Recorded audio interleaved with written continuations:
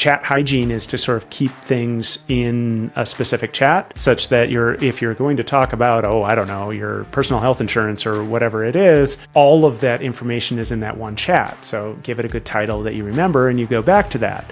Well, if you have that chat hundreds and hundreds of times, eventually it's going to basically fill up its context and it will no longer be able to respond. And unfortunately, there's no like red light, green light on this. It's just going to start giving you erroneous results or starting to hallucinate or whatever it is. But those context limits get bigger by the day. Gemini is at 1 million or 2 million tokens at the moment. Yeah.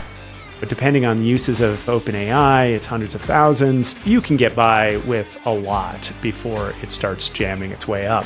But when people talk about the bubble, they're looking at things like these geometric use curves.